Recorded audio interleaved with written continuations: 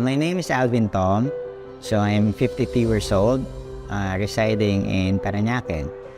And I do online freelancing. So that's what I do day in, day out. So I work maybe 12 hours, at least 12 hours a day. Well, I do work kasi night shift.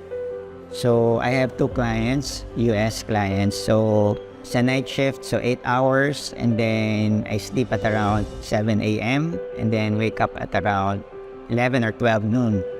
Then balik ulit, trabaho ulit dun sa second client ko. So it's very time consuming.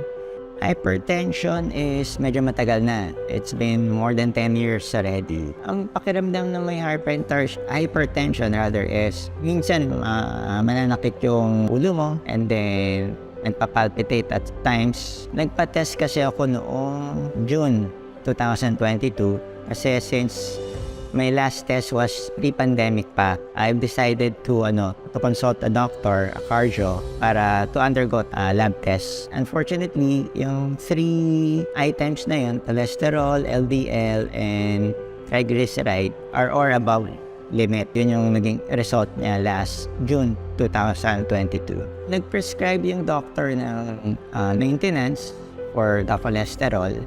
Actually, I was told na bababaan niya yung milligrams, pero I have to do diet, exercise.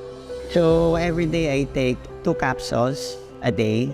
Just yun nga, prior to taking JC Organic Barley Juice, hindi ko pa siya alam before eh.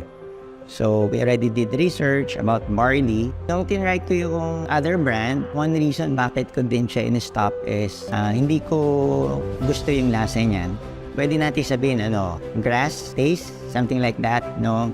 So, hindi ko siya gusto. Then, when I tasted JC Organic Barley, taste is very good dahil because of its, meron siyang stevia. Yung taste niya is really parang juice siya. So, you don't have to add anything at all. Parang ready to drink na siya talaga. Now, for the results kasi, from June, lab results to October lab results. So, andun yung improvement in terms of cholesterol from 6.22 down to 3.93. Laki ng binaba, right? Which is pasok siya sa limit. And then LDL from 4.23 naging 1.93. And then lastly, yung triglyceride, 1.72 to 1.57. I'm happy to say na lahat siya nag-improve siya. There are times na we take for granted yung health natin. At my age, we're not getting any younger, diba? So minsan, trabaho tayo ng trabaho, we at times neglect yung health natin. So I would recommend JC Organic Barley Juice for others to take. It really does help improve yung health natin, no? Ang sa akin nga I've seen the results already.